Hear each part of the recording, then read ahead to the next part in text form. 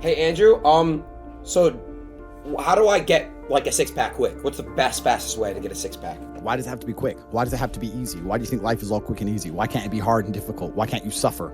Because suffering is what gives it value. If everyone had a six-pack and it was quick and easy, then it wouldn't be valuable, would it? If everyone walked around with a six-pack and they got it easily, then no one would give a shit. The whole point is that it's difficult to get. Value is linked to difficulty. If you want something that is valuable, you need something which is difficult to obtain. You shouldn't be thinking about quick and easy. You should be thinking about hard, suffering, pain, going through it. That's what you should be thinking about. This is going to be hard, but I'm going to do it anyway. Because when it is done, then everyone's going to know that I went through something difficult. Nobody, absolutely nobody, gives a fuck about you as much as you're going to have to give a fuck about yourself. Nobody cares about you as much as they need to care to fix your life. But nobody is going to come to your bed, drag you out of bed, drag you to a job, force you to work hard. You are never going to have any of the things you want if you do not get them yourself. The only person who's going to make me happy and live a life that I want to live is me. Nobody's going to do it for me. People say, Tate, what motivates you? And I find that I think that's a stupid question. I was a 4-time kickboxing world champion.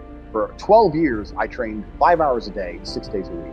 And I was motivated to train probably about 25% of the time. The rest of the time I went because I am disciplined. If I wake up and I'm unhappy, I will do the exact same things as if I am happy. I will go to the gym the same. I will work the same. How I feel has no impact on how I live my life. We're grown-ups and we have responsibilities and we have problems and we have pressure, and you don't necessarily have to be happy to perform, and happiness will come at the end of the performance anyway. But if your number one goal as a man, if your number one mission in life is just to be happy, that's going to be an extremely vaporous existence. You're not going to be a man of substance. Your ability to deal with stress, the amount of stress you can deal with as an individual, is directly correlated to your success level. If you can deal with stress all day, you're going to be successful. If you collapse under stress, you're not going to be successful. There's no way to the top without stress involved. But there is a massive correlation between success in life and stress tolerance. The more stress you can tolerate, the better your life's going to be. One of the only things in this world you can control is your state of mind. You can't control the weather, you can't control other people, you can't even control your health. One of the very few things in the world you have genuine control over is your state of mind. If you can't control that, then you're just a feather in the wind, and life's gonna blow you around. I can't imagine truly wanting to quit something and not being able to quit. I can't imagine it. When I talk to people who say, I want to quit smoking, I say, when? They go, oh, well, soon. Well, that means you don't want to quit. You want to keep smoking for a while and quit later. I can't imagine a mind frame or a mindset where I want to do something and can't do it. It's almost difficult for me to answer that question, because if you have that kind of mind, if your mind is so fundamentally broken that you cannot do with your own mind what you want to do, then you're just, right? Life is hierarchical. There's always going to be kings and there's always going to be peasants. If you have a mind that you can't control, then you're never going to be a king. You're going to be a peasant. That's your life. You have a peasant's life ahead of you, and that's your destiny. Enjoy, right? There's always been peasants. That's life. But I believe that the most important thing you can do as a man is to gain control of your mind. Once you have control of your mind, life is so ridiculously easy. People say to me, Tate, you're in good shape. All you do is drink vodka and travel the world. You're never even home. You never even have a gym. How do you do it? It's ridiculously easy if you control your mind. If I decide to do 1,000 push-ups, I'll do them. Maybe I have to do them one at a time. Maybe I'll get tired. Maybe I need a break. I'm going to do 1,000 because I said I'm going to do 1,000. Everyone knows what they're supposed to do. You either control your mind or you don't. And all of these things stem from the same problem. It's something you can do. It's something that is learned. It's something that is taught. Depression is the ultimate motivation. If you're unhappy with your life and you're depressed, I don't expect you to be popping pills and sitting laying in bed. I expect you to give me a huge list of everything you're achieving per day. Depression's a fantastic motivation, but people are told the opposite. No, a lot of people's problems are all in their mind. And I'm not saying that mental conditions aren't real, because absolutely some are. But I try and explain to people, look, the only thing on the planet you have genuine control over is your state of mind. You can't control the weather. You can't control anything. The only thing you can affect in genuine real time is how you feel in your head. How you view the world absolutely and utterly shapes how you react to the world, how you act in the world, how people view you. It's all down to how you view things. You have to believe you're a fucking man, and you have to believe you can achieve anything. I'm not saying you can achieve anything easily. I'm not saying it's not going to take a whole bunch of work. I'm not saying it's going to happen quickly. But you have to believe you can achieve anything.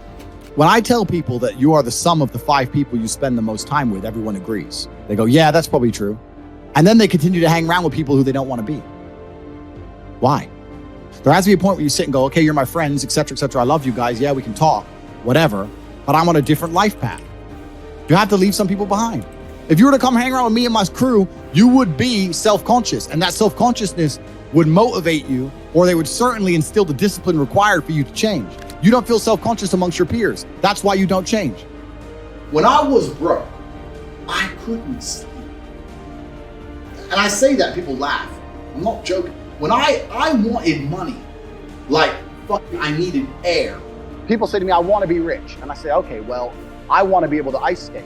But I don't want to be able to ice skate enough to go learn how to ice skate, because I can't be bothered. I mean, surely if I could click my fingers and be a figure skater, I'd click my fingers. Who wouldn't? But I don't want to actually go train because I don't want it enough. And this is the exact point with money. Everyone wants money put on their lap. If you truly wanted money, you wouldn't be able to sleep until you fucking had it. And this is the point. Because when I had nothing, I couldn't be distracted. You couldn't distract me from what I wanted. Life when you're young is a completely different experience to life when you're old. When you're older, your life quality seriously decreases, massively. So you have about 10 to 15, maybe 20 years to find a way to get rich and enjoy being rich. And you got to put it all together and you got to do it quick. You have to start saying, I want to take money. Because that's how you have to think. You don't make it, you take it. So you have to start talking that way. You got to take money. Is that money isn't real.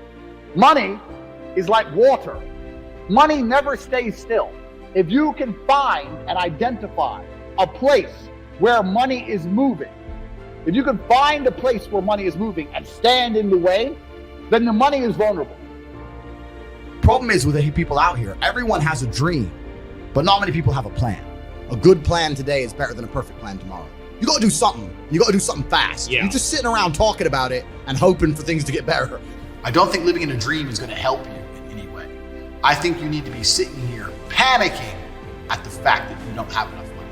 You need to be concerned and worried and sad, and you need to do something about it today. Because that's how I started my first business that made me $1 million. I sat in my room, pissed off, and I fucking came up with the idea. Most people see people with things they want and they don't do the second half. They don't try and work out how they got that thing. Oh, my man has a Ferrari. Okay. I wish I had a Ferrari. Okay. They don't sit there and go for an hour. How did he get a Ferrari? It doesn't cross that part is the part they don't want to do, right? They just go, oh, he has a Ferrari. Wish I had a Ferrari. And they go back to TV. Yeah. And that's why they lose. You need to understand that in this world, there's a whole bunch of people doing amazing shit that you are not doing. And that needs to piss you off. Because if it pisses you off, you become motivated all of a sudden. You need to be annoyed, and I'm telling you to be angry. Anger is a fantastic force. You take that anger and you direct it in the correct direction.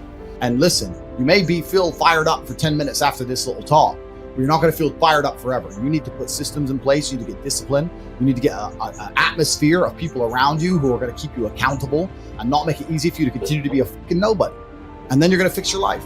Otherwise, you're going to stay a nobody. If you were genuinely pissed off about your situation, you would not need me to motivate you. You would motivate your fucking self, and you would do something to change it yourself. Motivation isn't real. Everyone says this. Motivation is not real. Discipline is real. I do not feel like training, but I still train because I'm a disciplined individual. You don't get to go through life only doing the things you feel like doing.